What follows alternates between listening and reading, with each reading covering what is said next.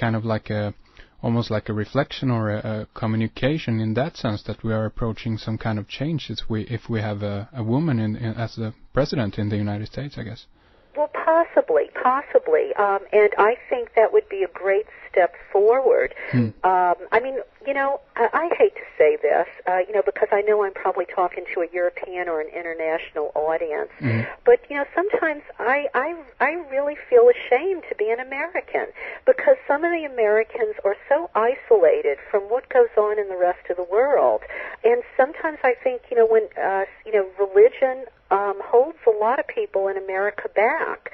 A lot of these, religious fundamentalists, these right-wing people, believe that women shouldn't be in office. Yeah. They should still be home with the kids. And,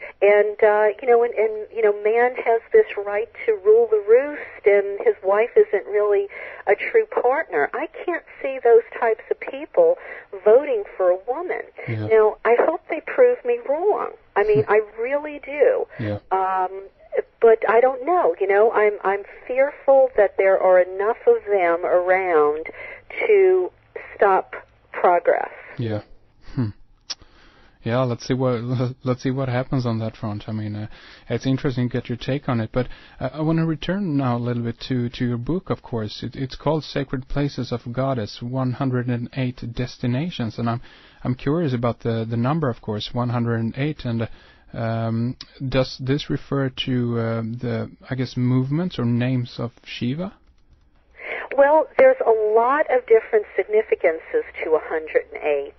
It's sort of numerically, it's a sacred number. I believe that there are 108 aspects of, I believe it's Kali. There are some people that make, 108 pilgrimages.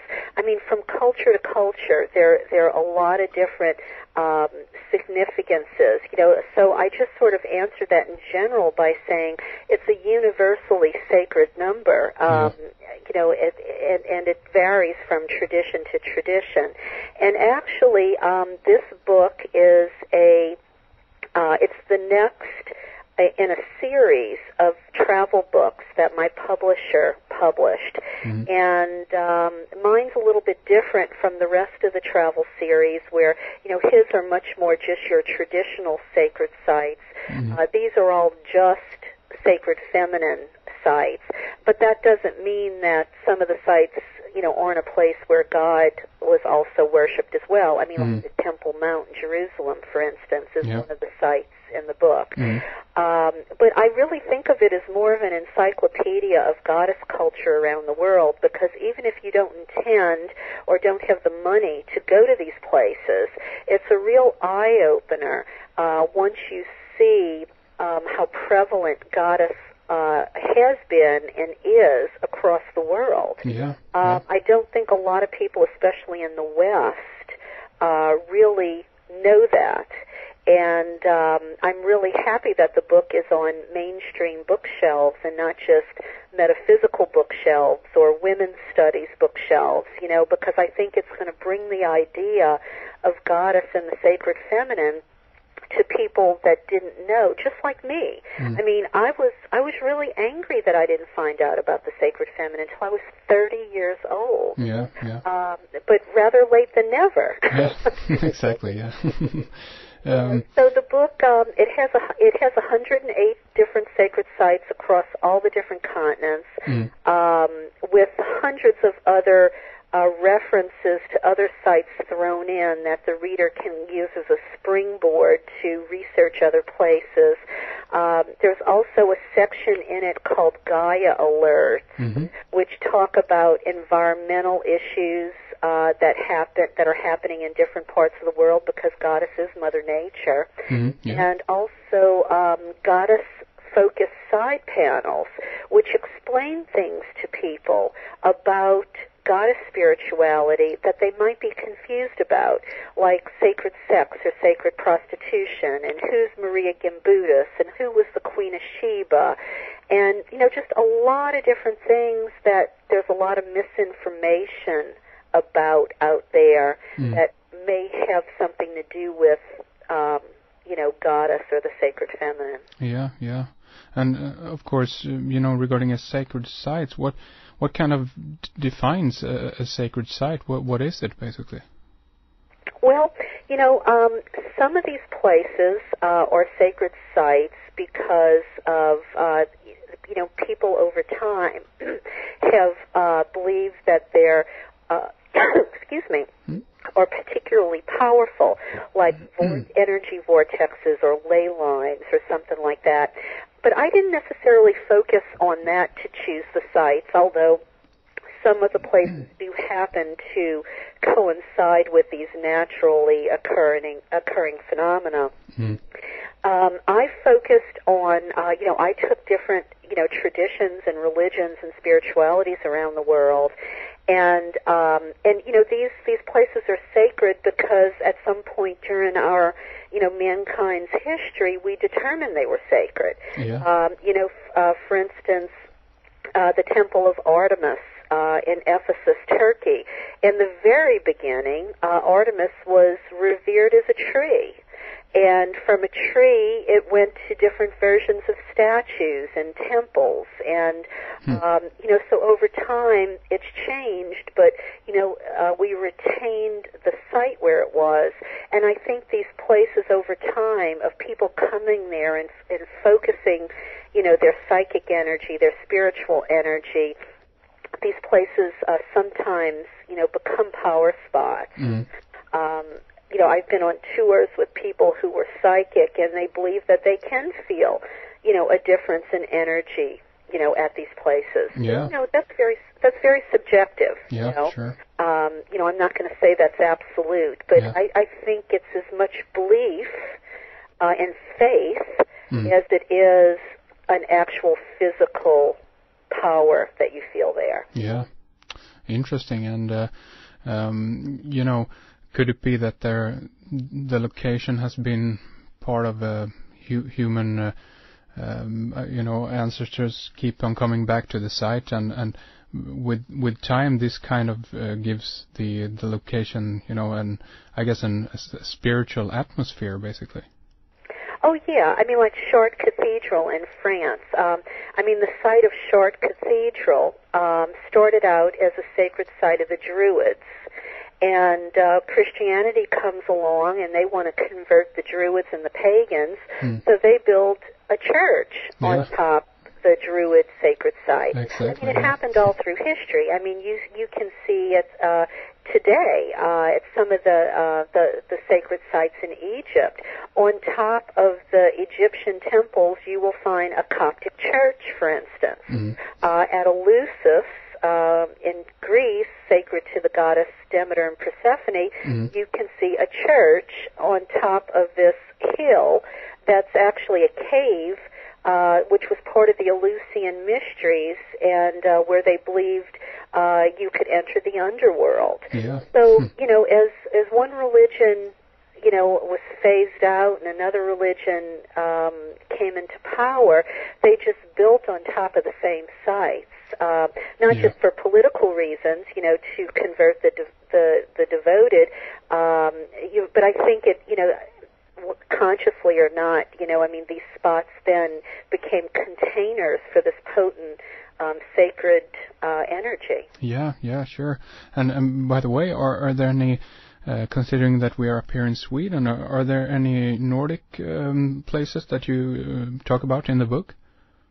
Honestly, I don't. I didn't make it to Sweden, but, you have all the Viking Freya, tradition up there. I'm sure there probably are, and if I get a chance to do a second edition, I really do want to spend more time in Europe, because my publisher wanted me to write, to cover, just about every continent that was possible. Yeah. So I really didn't get a chance to do as much as I would have liked in Europe. There are countries that I could have done 108 sites. Exactly. You know what I mean? Yeah. So it was really difficult choosing 108 sites just around the world. It was brutal. I can understand that. Another thing that's pretty interesting, and this is of course regarding. I don't know if this is the correct term for it, but I guess it is a goddess called Columbia, and many people have referred this to the Statue of Liberty and this kind of stuff. Have you researched this at all? Well, I don't know about Columbia, but what I do know is that in my book, I actually I encourage people to rethink and redefine the sacred feminine and what is the sacred feminine. And one of the places I recommend we start claiming as a sacred site is the Statue of Liberty in New York. Mm-hmm. Now, that's not just fantasy that I pulled out of the air. There's actually historic precedent for that, because in Rome, they deified virtues. And if you go to a lot of Gothic cathedrals, you'll find a lot of virtues, or they have made them saints, mm-hmm. And they're always feminine, Yeah. But to go back to Lady Liberty, she was called in ancient Rome Lady Libertas, mm-hmm. And on the Aventine Hill in Rome, they actually had a temple built in her honor. So, as a contemporary political goddess, I recommend that people look at the Statue of Liberty and allow her to be an effigy for the sacred feminine, for liberty, and what has happened is, over time, her effigy has been used over and over again by people who have felt downtrodden, who have felt oppressed.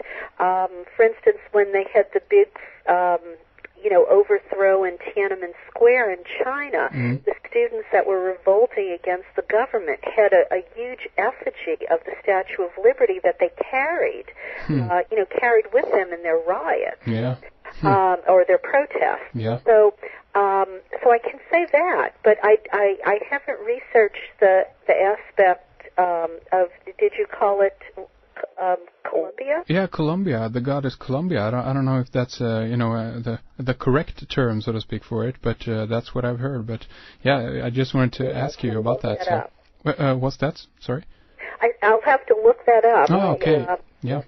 It may be a new avenue to travel down. Yeah, it might be. Sure. I mean, this is of course regarding the basic, when you see Columbia pictures, if you ever go to the movies, they got this, the goddess. Yeah, absolutely. And she's got the torch in her hand. And piqued my curiosity now. Yeah, of course. And this is, of course, related to, the torch of liberty, which, of course, has to do with Libertas. So, yeah, sure. And by the way, you mentioned, Gothic cathedrals also. I think it is in the Gothic cathedrals that there are a lot of what is referred to as Black Madonnas, right? Oh, yeah. What's that all about? Okay, Black Madonnas. You find a lot of those in France, Spain, Sicily, Italy. They tend to be, and they're like in France and Germany too. They tend to be a lot around even Poland, around the Mediterranean area, but I think that's where they are predominantly, but you find a lot of them in other places in Europe as well. Now, there are different schools of thought on it. Some people say that these are images that came out of Africa, thus the skin is dark. Some say they're associated with the goddess Isis from Egypt or the goddess Artemis from Turkey, thus their skin is dark. They believe, though, that it was in these dark Madonnas, they're either black or brown, that these were different because the sacred feminine, or the goddess, was actually embodied in these statues. It was almost like the goddess was hiding in plain sight. The goddess is associated sometimes with these earthly, underground, chthonic aspects, which, are associated with the darkness of the earth, the richness of the soil, the fertility therein. You know what I mean? Yeah, sure. So